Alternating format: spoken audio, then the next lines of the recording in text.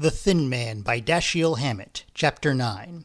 Nora said, "You're just showing off, that's all it is, and what for? I know bullets bounce off you, you don't have to prove it to me. It's not going to hurt me to get up, and it's not going to hurt you to stay in bed at least one day. The doctor said if he knew anything, he'd cure his own snuffles." I sat up and put my feet on the floor, asked to tickle them with her tongue. Nora brought me slippers and robe. "All right, hard guy, get up and bleed on the rugs." I stood up cautiously and seemed to be all right as long as I went easy with my left arm and kept out of the way of Asta's front feet. "Be reasonable," I said. "I don't want to get mixed up with these people, still don't, but a fat lot of good that's doing me. Well, I can't just plunder out of it, I gotta see." "Let's go away," she suggested. "Let's go to Bermuda or Havana for a week or two, or back to the coast. I'd still have to tell the police some kind of story about that gun, and suppose it turns out to be the gun she was killed with. If they don't know already, they're finding out." "Do you really think it is?" "That's guessing. We'll go there for dinner tonight, and we'll do nothing of the kind. Have you gone completely nuts? If you want to see anybody, have them come here." "It's not the same thing." I put my arms around her. "Stop worrying about the scratch, I'm all right." "You're showing off," she said. "You want to let people see you're a hero who can't be stopped by bullets. Don't be nasty." "I will be nasty. I'm not going to have you—" I shut her mouth with a hand over it. "I want to see the Jorgensens together at home. I want to see Macaulay, and I want to see Studsy Burke. I've been pushed around too much. I've got to see about things." "You're so damn pig-headed," she complained. "Well, it's only 5 o'clock. Lie down till it's time to dress." I made myself comfortable on the living room sofa. We had the afternoon paper sent up. Morelli, it seemed, had shot me, twice for one of the papers and 3 times for another, when I tried to arrest him for Julia Wolf's murder, and I was too near death to see anybody or be moved to a hospital. There were pictures of Morelli and a 13-year-old one of me in a pretty funny-looking hat taken, I remembered, when I was working on the Wall Street explosion. Most of the follow-up stories on the murder of Julia Wolf were rather vague. We were reading them when our little constant visitor Dorothy Winan arrived. I could hear her at the door when Nora opened it. "They wouldn't send my name up, so I sneaked up. Please don't send me away. I can help you nurse Nick. I'll do anything. Please, Nora." Nora had a chance then to say, "Come on in." Dorothy came in. She goggled at me.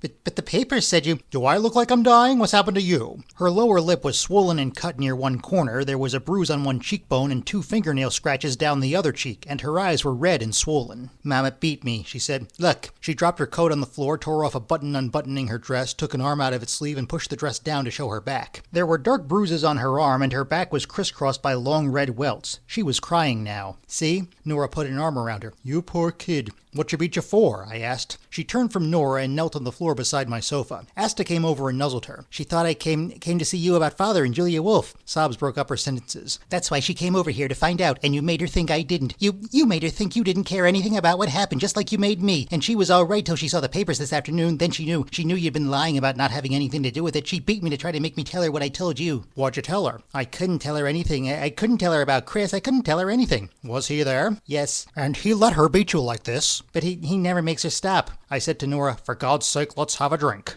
Nora said, "Sure," picked up Dorothy's coat, laid it across the back of a chair, and went into the pantry. Dorothy said, "Please let me stay here, Nick. I won't be any trouble, honestly, and you told me yourself I ought to walk out on them. You know you did, and I got nowhere else to go. Please." "Take it easy. This thing needs a little figuring out. I'm as much afraid of Mimi as you are, you know. What did she think you told me?" "She must know something about the murder that she thinks I know, but I don't, Nick. Honest to God, I don't." "That helps a lot," I complained. "But listen, sister, there are things you know, and we're going to start with those. You come clean at it from the beginning, or we don't play." She made a movement as if she were about to cross her heart. "I swear I will," she said. "That'll be swell. Now let's drink." We took a glass apiece from Nora. "Tell her you were leaving for good?" "No, I didn't say anything. Maybe she doesn't know yet I'm not in my room." "That helps some." "You're not going to make me go back," she cried. Nora said over her glass, "The child can't stay and be beaten like that, Nick." I said, "Shh, I don't know. I was just thinking that if we're going there for dinner, maybe it's better for Mimi not to know." Dorothy stared at me with horrified eyes while Nora said, "Don't think you're going to take me there now." Then Dorothy spoke rapidly. "But Mama doesn't expect you. I don't even know whether she'll be there. The paper said you were dying. She doesn't think you're coming." "So much the better," I said. "We'll surprise them." She put her face, white now, close to mine, spilling some of her drink on my sleeve in her excitement. "Don't go. You can't go there now. Listen to me. Listen to Nora. You can't go." She turned her white face around to look up at Nora. "Can he? Tell him he can't." Nora, not shifting the focus of her dark eyes from my face, said, "Wait, Dorothy, he ought to know what's best. What is it, Nick?" I made a face at her. "I'm just fumbling around. If you say Dorothy stays here, she stays. I guess she can sleep with Asta. But you've got to leave me alone on the rest of it. I don't know what I'm going to do because I don't know what's being done to me. I've got to find out. I've got to find out in my own way."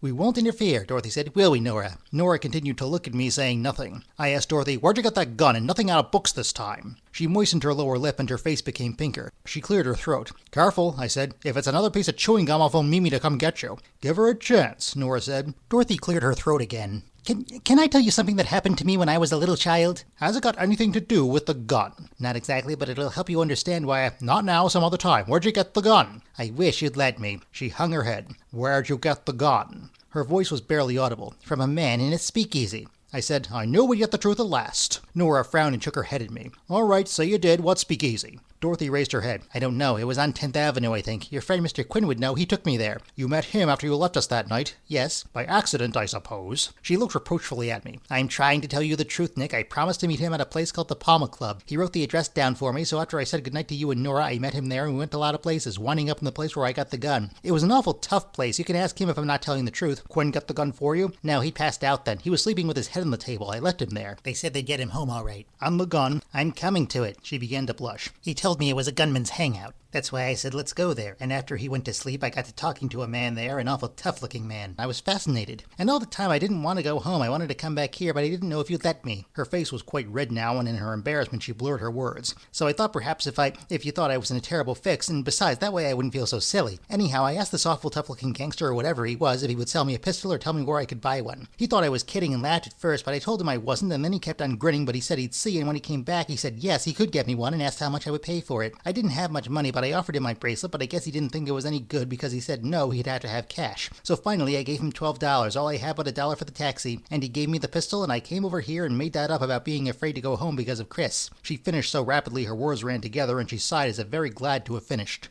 Then Chris hasn't been making passes at you? She bit her lip. Yes, but not that bad. She put both hands on my arm, and her face almost touched mine. You've got to believe me, I couldn't tell you all that. Couldn't make myself out such a cheap little lying fool if it wasn't the truth. It makes more sense if I don't believe you, I said. $12 isn't enough money. We'll let that rest for a minute, though. Did you know Mimi was going to see Julia Wolf that afternoon? No, I didn't even know she was trying to find my father then. They didn't say that when they were going that afternoon. They? Yes, Chris left the apartment with her. What time was that? She wrinkled her forehead. It must have been pretty close to 3 o'clock. After 2:30 anyway, because I remember I was late for a date to go shopping with Elsie Hamilton and was hurrying into my clothes. They come back together? I don't know. They were both home before I came. What time was that? Sometime after 6. Nick, you don't think they... Oh, I remember something she said while she was dressing. I don't know what Chris said, but she said when I ask her, she'll tell me. In that Queen of France way she talks sometimes, you know. I didn't hear anything else. Does that mean anything? What did she tell you about the murder when you came home? Oh, just about finding her and how upset she was and about the police and everything. She seemed very shocked? Dorothy shook her head. No, just excited. You know Mama. She stared at me for a moment, asked slowly, you don't think she had anything to do with it? What do you think? I hadn't thought. I just thought about my father. A little later she said gravely, if he did it, it's because he's crazy, but she'd kill somebody if she wanted to. It doesn't have to be either of them, I reminded her. The police seem to have picked Morelli. What she wanted to find your father for? For money. We're broke. Chris spent it all. She pulled down the corners of her mouth. I suppose we all help, but he spent most of it. Mama's afraid he'll leave her if he hasn't any money. How do you know that? I've heard them talk. Do you think he will? She nodded with certainty. Unless she has money. I looked at my watch and said, the rest of it'll have to wait until we get back. You can stay here tonight anyhow, make yourself comfortable and have the restaurant send up your dinner. It's probably better if you don't go out.